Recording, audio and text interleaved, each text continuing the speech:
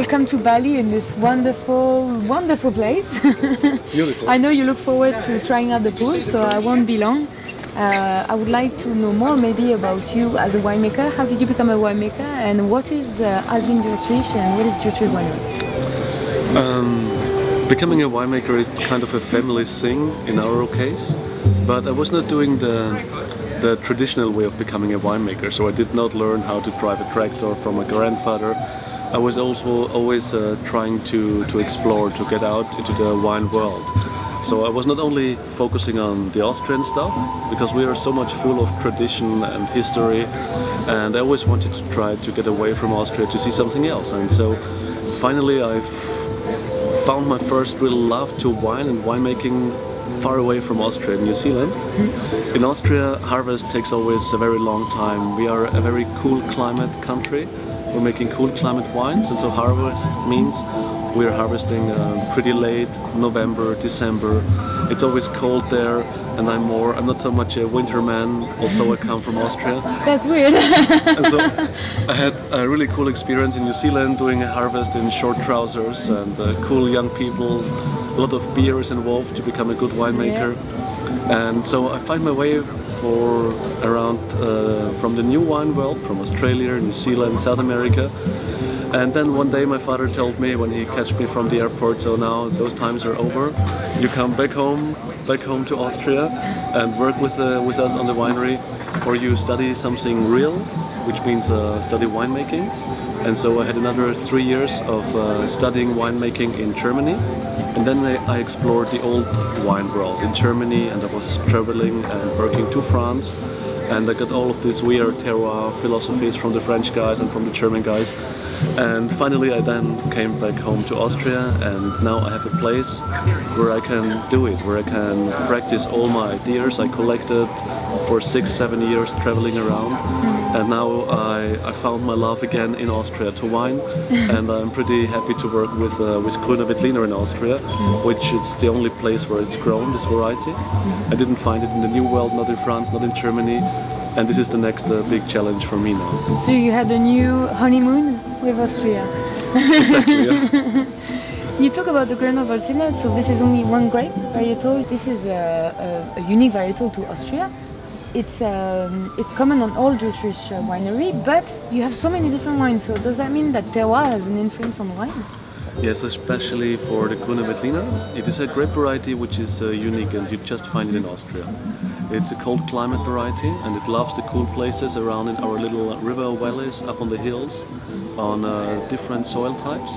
And you can make Gruner Veltliner from a fresh, fruity style driven wine up to a very terroir-driven mineralic wine. And so we play the whole range basically. I don't know how many different Gruner Veltliner types we do, but it's a lot. And it needs a special climate, which is cool basically. It needs the cool nights, so it can keep the aromas. And as we have many different small parcels around our little winemaking town Langelois, basically every hillside has a different soil. We are working Gruner Veltliner on schist soil, we have Gruner Veltliner on gneiss, on less soil. There are so many different styles of expositions and soil types, and to really get the truth out of a wine, out of a vineyard, we decided we don't blend them together, so we vinify each little parcel separately, just to show you the difference of this variety, of the big potential of Gruner Veltliner. You talk also about taking over the winery. I know you have a long family tradition. Do you have your own Alwin Jurtschitsch style? I think we have. We just finished the change of generation back home. So I took the winery over from my father, and he was managing the winery in the last generations with his two brothers.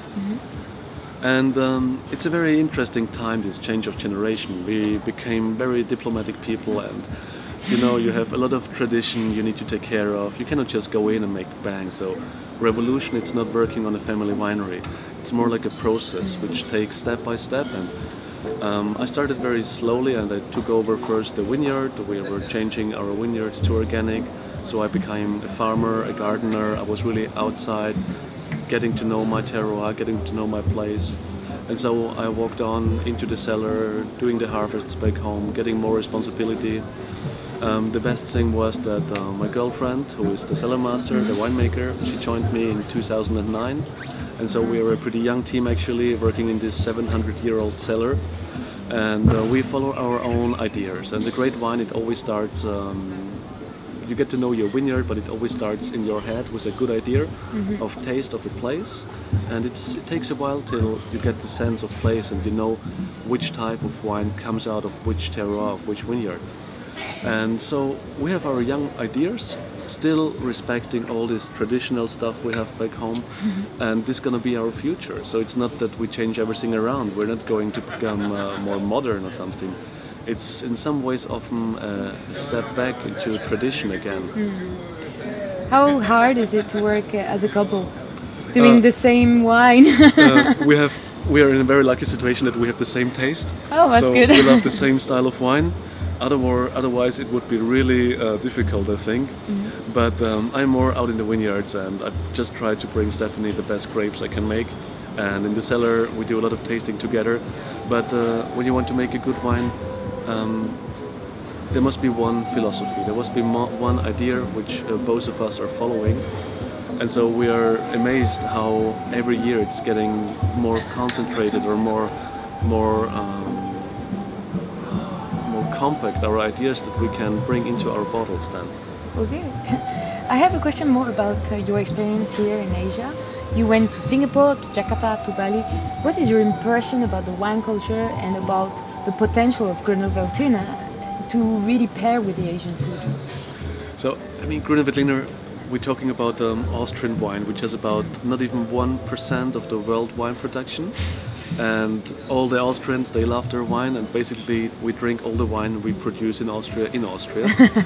But there is this small amount of Gruner Veltliner which goes into export, which goes around the world. And Gruner Veltliner, it's a very food-friendly variety. It's a variety which is full of aromas, herbs, but it's still straight. Gruner Veltliner, it's a cold climate variety, and it should not become too rich and fat. It's never overpowering any food. And so this is this magic thing about Gruner Veltliner, that you can pair it to all kind of different food styles, depending, it's important, of very fine food. So coming from fish, from sashimi, from just pure of a piece of fish, towards the Asian cuisine, towards Thai cuisine, where you have this peppery, spicy taste. Also this matches just perfectly with a Gruner, which is just cooling you down, which is just neutralizing your mouth, your palate, and you're fresh for the next taste and bite. And so I was pretty amazed what we have all been drinking and eating the last days. Yeah, we've drank a lot. And so I always find it just a perfect combination, and I still have not explored all of the Asian cuisine. It's so there are so many facets of Asian cuisine. But Gruner Veltliner, it's a kind of chameleon. It just fits perfectly to all different kinds of dishes. I've got more personal question for you now. You've had a short career so far in winemaking. A short career. You're not 60 years old yet. Yeah. But did you have any experience that really touched you, or some wine that you tried and you really will remember it all your life? There were some of these experiences. It started first in agriculture.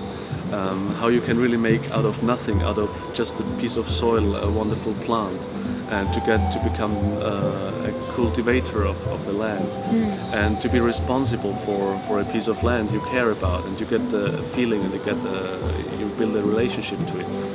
And then there were some wine experiences. I mean, I had so many great wines I could drink.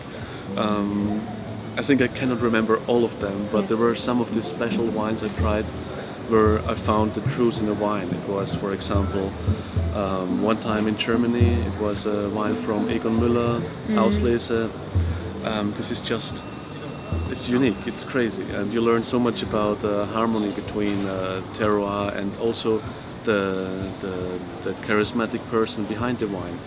And when I was working in France, I was working for a crazy guy in Roussillon, and where I learned something also about minerality in a hot climate, and about Who was this? This was Tom from Matassa. It's a small winery in the south of France, and this was to learn that winemaking, it's always you think you always need to do something. often it's better not to do something, just wait and see. Wait and see, correct. Okay, so wait and see. If tomorrow was the end of the world, what would you like to drink just before?